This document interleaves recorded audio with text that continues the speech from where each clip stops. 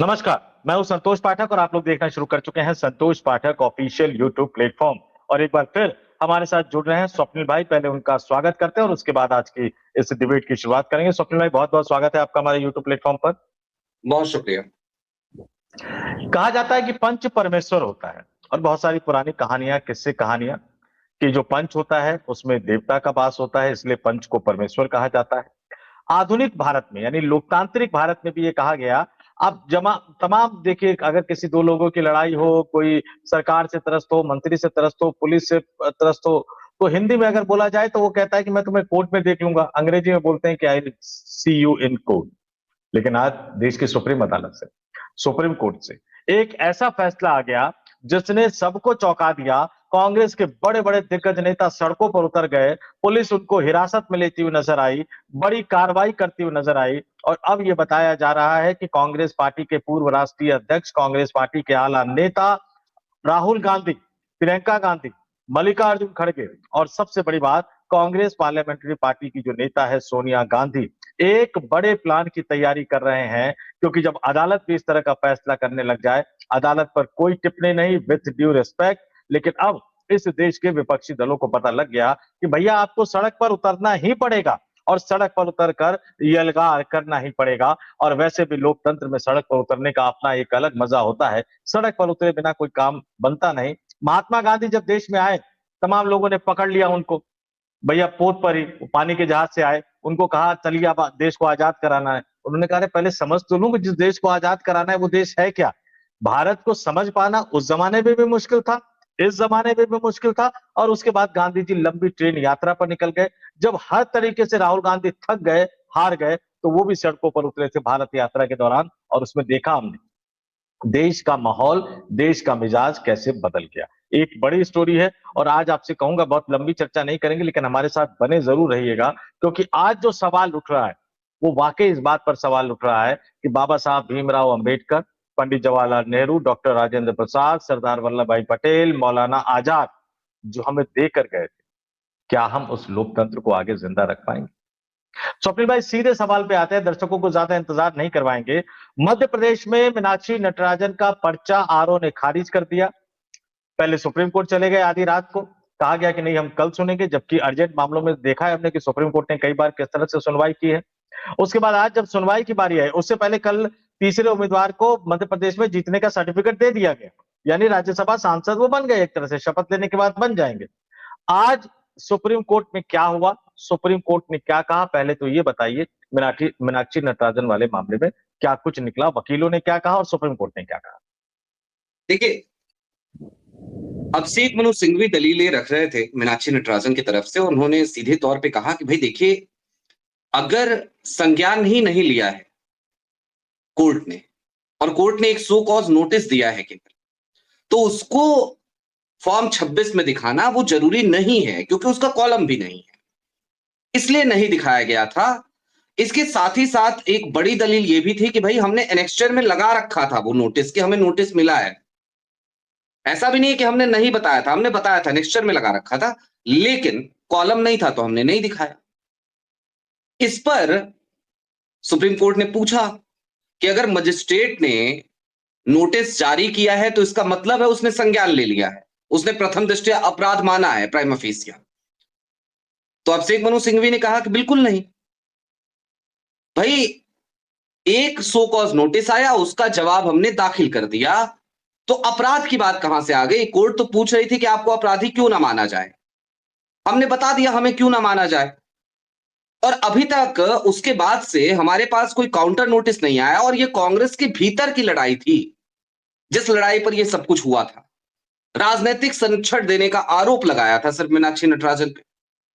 और जिस समय यह आरोप लगाया गया था उस समय मीनाक्षी नटराजन तेलंगाना की प्रभारी भी नहीं थी। यह दलील भी रखी अभिषेक मनु सिंघवी ने। दूसरी तरफ क्या हुआ, दूसरी तरफ से मुकुल रोहतगी थे और इलेक्शन कमीशन भी था।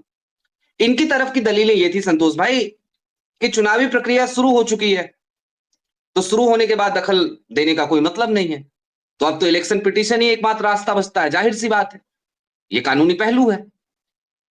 तो सुप्रीम कोर्ट ने इसी ग्राउंड पर इनकी याचिका को खारिज कर दिया कि जब इलेक्शन प्रक्रिया एक बार शुरू हो जाती है तो फिर हम उसमें दखल नहीं दे सकते, लिहाजा हम आपकी याचिका को सुनने के इच्छुक नहीं है, हम आपकी याचिका नहीं सुनेंगे, आप इलेक्शन पिटीशन के तहत जाइए। अब इलेक्शन पिटीशन के तहत जाएंगे 18 तारीख के बाद, जब चुनाव वगैरह सारे निपट जाएंगे, और उसमें भी अब कुछ होना नहीं है। मीनाक्षी नटराजन राज्यसभा सांसद तो नहीं बन पाई, महेश केवट बन चुके हैं, ये फिलहाल की स्थिति है। लेकिन सुप्रीम कोर्ट को लेकर के बातें ऐसा नहीं है आजकल में शुरू हो रही हैं, सीजीआई सूर्यकांत के जमाने में शुरू हुई, फिर डीवाई चंद्रचूड़ के आखिरी कार्यकाल से ही बातचीत शुरू हो गई थी। शुरुआत तो उससे पहले हो गई थी, लेकिन जो तीखे हमले होने शुरू हुए सुप्रीम कोर्ट पे, वो तब से शुरू हुए। संतोष भाई, अंतर यह था कि तब तक जो है लोग आलोचना कर रहे थे, कुछ लोग कॉलम लिख रहे थे, देश की जनता हमारे यूट्यूब के कमेंट बॉक्स में लिख रही थी, लेकिन राजनीतिक दल का कोई नेता, कोई बड़ा नेता, कई बार का सांसद, अभी भी वो राज्यसभा सांसद हैं इस समय पे, रिटायर होने वाले हैं, और मुख्यमंत्री भी 2-2 बार मुख्यमंत्री, वो व्यक्ति सुप्रीम कोर्ट पे टिप्पणी करे देश की सबसे पुरानी पार्टी का, तो सुप्रीम कोर्ट को भी अब वो वक्त आ गया है जब उसे झांकना पड़ेगा, आत्मावलोकन करना पड़ेगा, आईना उसे देखना पड़ेगा। दिग्विजय सिंह ने कल की तारीख में क्या बयान दिया कि भाई माननीय उच्च न्यायालय को पता है कि हमारे पास आज शाम 4-5 बजे तक का समय है और सुप्रीम कोर्ट सुनवाई को कल के लिए टाल रहा है, तो सब, वो कहते हैं ना, सब मिले हुए हैं जी। तो उन्होंने सीधे तौर पे कह दिया कि ये जो सीट चोरी है, वोट चोरी के बाद, इसमें राज्य भी, केंद्र भी, चुनाव आयोग भी, और मुझे माफ कीजिएगा सुप्रीम कोर्ट भी। ये कल का बयान है ऑन रिकॉर्ड दिग्विजय सिंह का। तो सुप्रीम कोर्ट आज इस स्थिति में आके खड़ा हो गया है जहां पर देश के सबसे पुराने राजनीतिक दल ने भी उसके खिलाफ मोर्चा खोल दिया है। अभी तक ये दबी छिपी जबान में कहा जाता था, अब खुलेआम खुल्लम खुल्ला बयानबाजी हो रही है सुप्रीम कोर्ट पे। लेकिन संतोष भाई, मैं अपनी बात कंक्लूड करूंगा बस इस चीज से कि जब वो एक बड़े अच्छे पत्रकार हेमंत अत्री, तो एक शब्द उन्होंने इजाद किया, जैसे रवीश जी ने इजाद कर लिया गोदी मीडिया, तो उन्होंने एक शब्द इजाद किया है, सर्वनिरपेक्षता।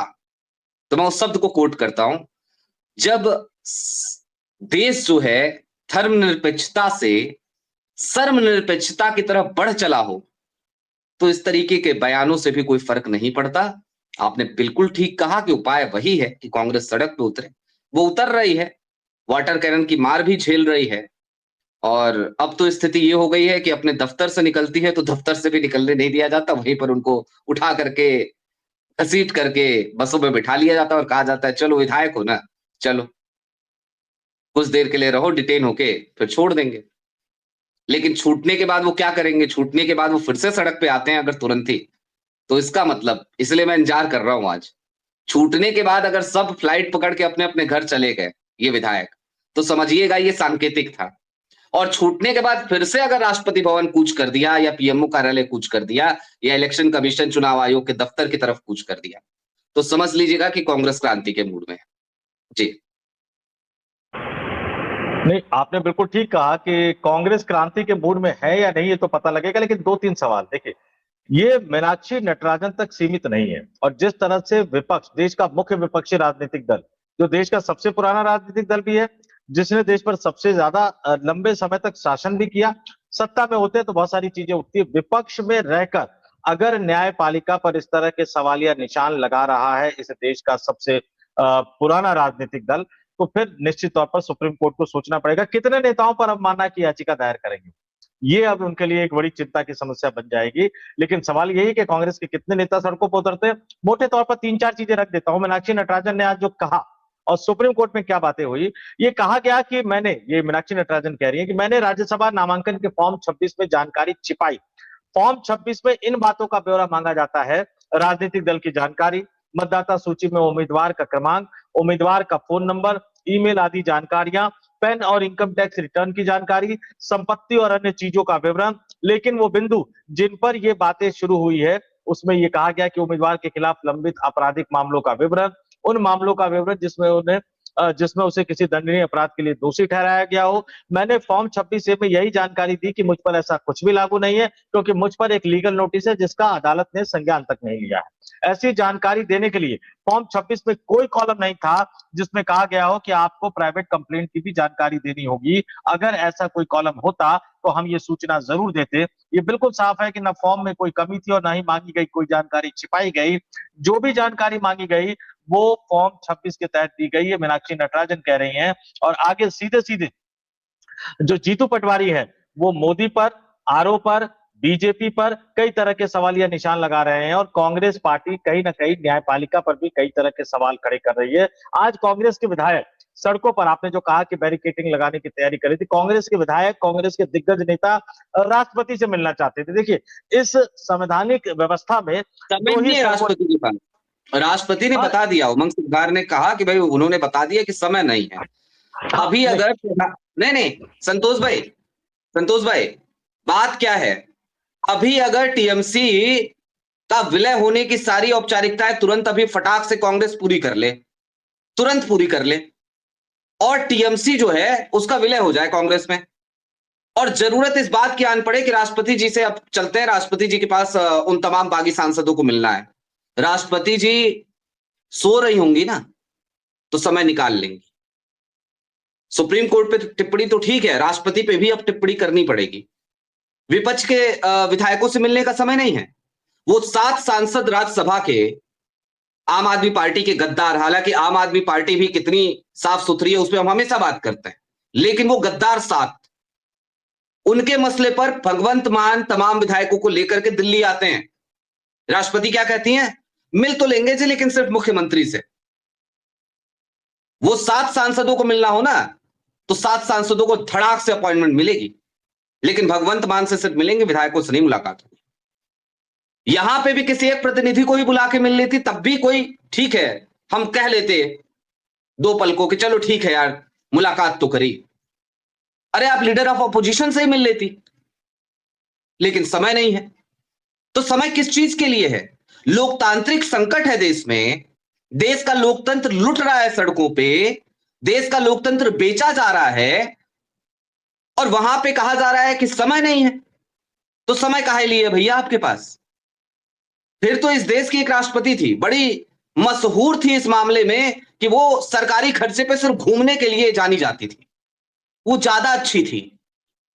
देश के लोकतांत्रिक संकटों पे उनके पास भी समय निकल जाता।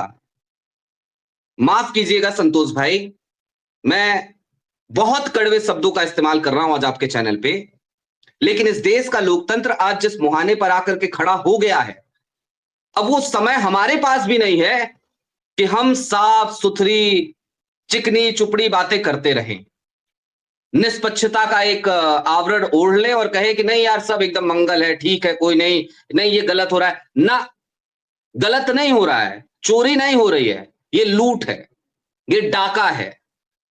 वो परिमल नाथवानी का नहीं, आपने बिल्कुल ठीक कहा, डाका है। लेकिन मैं दर्शकों को थोड़ा सा तकनीकी चीज बता दूं। देखिए, सुप्रीम कोर्ट में मोटे तौर पर यह मामला उठा, ये कहा गया कि चुनाव प्रक्रिया शुरू होने के बाद उसमें दखल सुप्रीम कोर्ट नहीं दे सकता। बात बिल्कुल सही है, कहीं कोई दिक्कत नहीं है। लेकिन मैं जरा दर्शकों को यह भी बता दूं कि कई ऐसे मौके आए हैं जब सुप्रीम कोर्ट ने न केवल महत्वपूर्ण मसलों पर, भाई सुप्रीम कोर्ट का अधिकार क्षेत्र क्या है क्या नहीं उस पर चर्चा हो सकती है, लेकिन सुप्रीम कोर्ट का फैसला अपने आप में कानून होता है। मैं जरा बता दूं, संसद कानून बनाती है और संसद के बनाए गए कानून पर अगर सुप्रीम कोर्ट कोई फैसला देता है तो वो कानून का रूप हो जाता है जब तक कि संसद दोबारा से उसमें अमेंडमेंट ना करे, वो टकराव की स्थिति आती। बात सही है कि चुनाव शुरू हो जाने के बाद चुनावी प्रक्रिया में अदालत का दखल नहीं होना चाहिए, लेकिन ये एक्स्ट्रा ऑर्डिनरी सिचुएशन थी, ये असाधारण स्थिति थी। मान लीजिए कल को लोकसभा चुनाव शुरू हो जाए और पूरे एक लोकसभा में सारे बैलेट जो है जो इस पर निशान लगाया जाता है उसमें विपक्षी दल के उसको मार्क कर दिया जाए या उसको खराब कर दिया जाए या उसको कुछ कर दिया जाए ताकि उनके वोटों की गिनती ना हो। क्या ऐसी सूरत में सुप्रीम कोर्ट को हस्तक्षेप नहीं करना चाहिए? ये निश्चित तौर पर हस्तक्षेप करना चाहिए। सुप्रीम कोर्ट ने जो तर्क दिए, सुप्रीम कोर्ट के विथ ड्यू रिस्पेक्ट और सुप्रीम कोर्ट के सम्मान के साथ हम ये कहेंगे कि शायद ये असाधारण स्थिति है और सुप्रीम कोर्ट असाधारण निर्णय की, सुप्रीम कोर्ट से असाधारण निर्णय की प्रतीक्षा की जा रही थी। आज तक की खबर है, दर्शकों के सामने रख देता हूं। संजय शर्मा, बहुत शानदार लीगल रिपोर्टर हैं। उनकी खबर यह है कि सुप्रीम कोर्ट ने शुक्रवार को मामले की सुनवाई में कहा कि अदालत चुनाव प्रक्रिया में दखल नहीं दे सकती है। सुनवाई के दौरान शीर्ष अदालत ने स्पष्ट किया कि एक बार चुनाव प्रक्रिया शुरू हो जाने के बाद न्यायिक हस्तक्षेप की सीमाएं तय हैं और इस चरण में कोर्ट दखल नहीं दे सकता। सुप्रीम कोर्ट के इस फैसले को मीनाक्षी नटराजन के लिए बड़ा झटका माना जा रहा है। उनकी याचिका को खारिज करते हुए अदालत ने चुनावी प्रक्रिया को जारी रखने का रास्ता साफ कर दिया है। सुप्रीम कोर्ट ने मीनाक्षी नटराजन मामले में आदेश सुनाते हुए कहा कि हमने सभी दलीलों पर ध्यान दिया जिसमें याचिकाकर्ता की ओर से बताया गया कि आरओ ने आदेश दिया है कि याचिकाकर्ता ने अधूरा फॉर्म भरा है और अपने खिलाफ चल रहे शिकायत मामले की जानकारी नहीं दी है।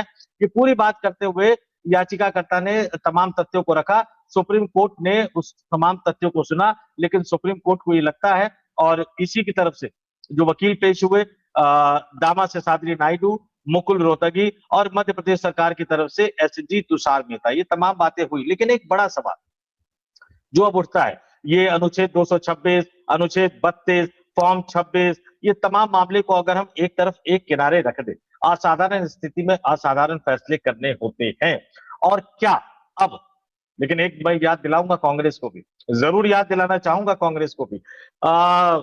स्मृति ईरानी हुआ करती थी, जितने लोकसभा चुनाव लड़ी, हर लोकसभा चुनाव में उनका जो एफिडेविट था ना, एजुकेशन वाला कॉलम, उसमें अलग अलग जानकारी थी। कांग्रेस ने उस समय क्यों नहीं कार्रवाई की और क्यों नहीं करवाई? एक और जानकारी देना चाहूंगा। नहीं, एक और जानकारी, वही जानकारी उसी पे आ रहा हूं। देश के प्रधानमंत्री नरेंद्र मोदी की शादी कब हुई थी? प्रधानमंत्री बनने के बाद तो नहीं हुई होगी। मुख्यमंत्री रहते हुए अपने कॉलम में जो विवाहित वाला जो कॉलम होता है वो उसको खाली छोड़ते रहे। प्रधानमंत्री बने तो अचानक याद आ गया कि भैया वो शादीशुदा है। अब ये सिर्फ शादीशुदा वाला मामला नहीं है, क्योंकि आपको अपने स्पॉज की संपत्ति का भी विवरण देना होता है।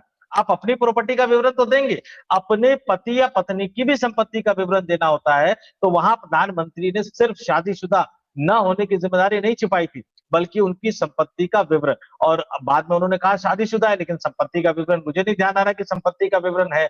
इस मामले में भी किसी न किसी को जाकर जरूर याचिका दायर कर देनी चाहिए और आने वाले दिनों में फिर जितने समय तक वो मुख्यमंत्री रहे तमाम तनख्वाह और सुरक्षा और ये सभी व्यवस्था की वसूली की जानी चाहिए।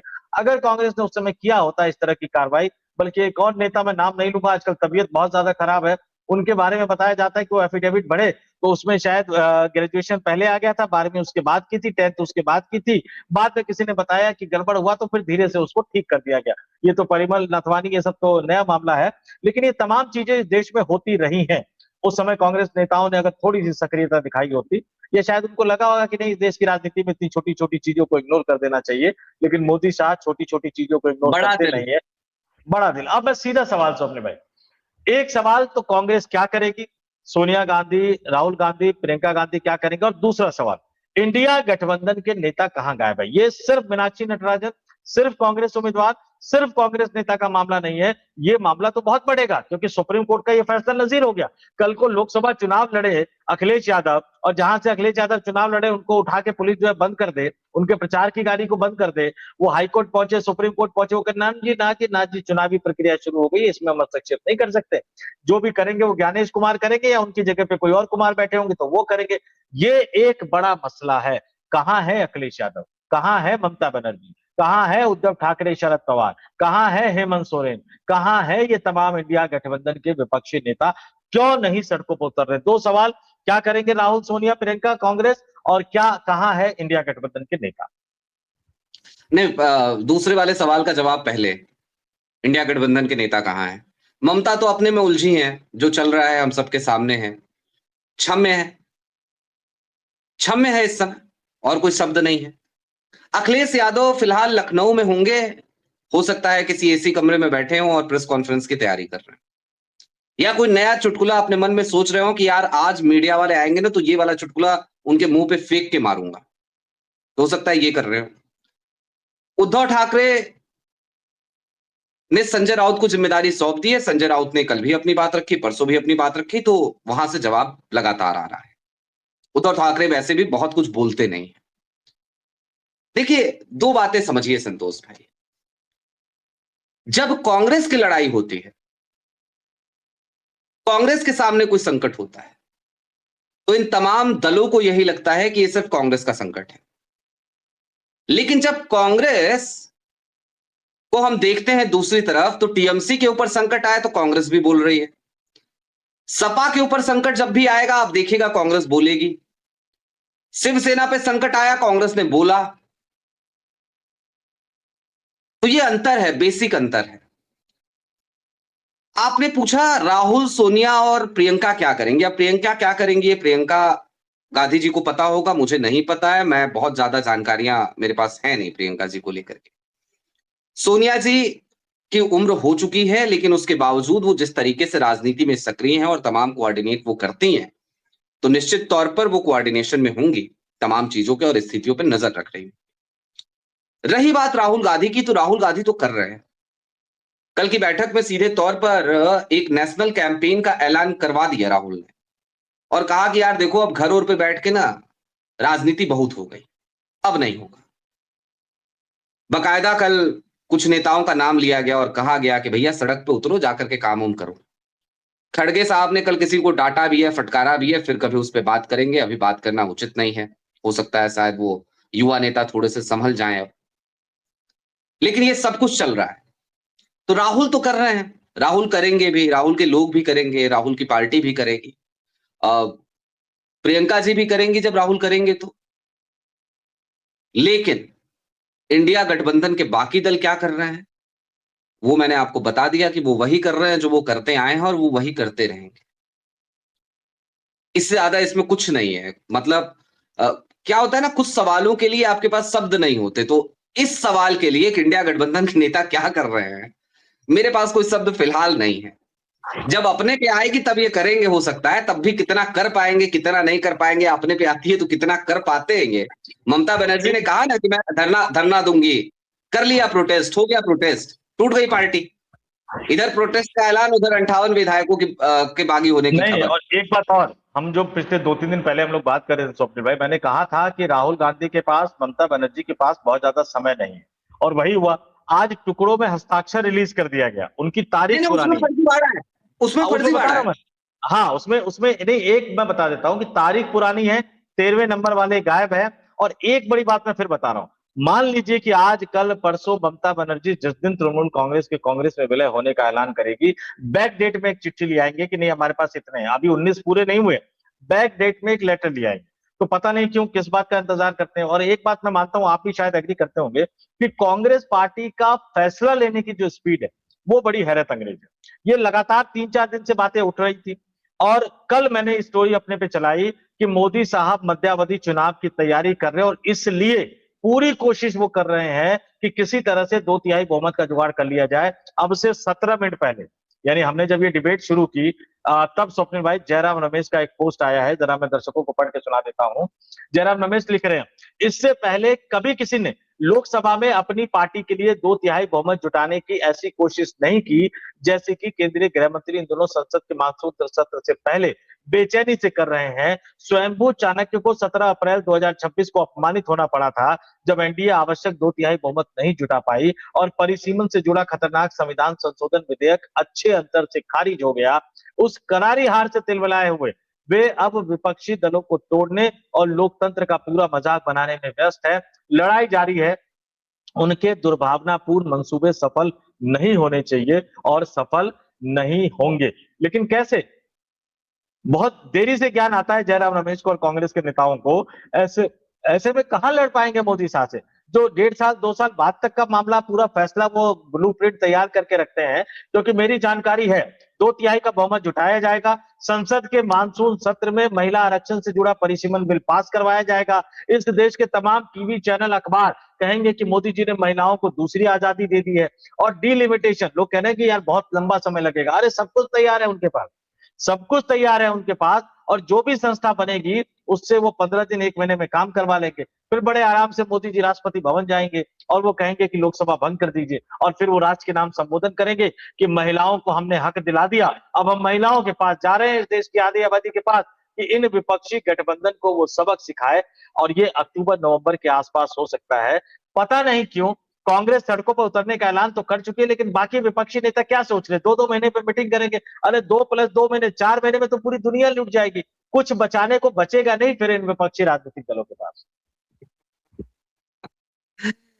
देखिए संतोष भाई, जयराम रमेश को तो फिर भी समझ में आ जाती है चीजें, डिकोड कर लेते हैं। मैं वही तो कह रहा हूँ, कांग्रेस तो फिर भी समझ रही है।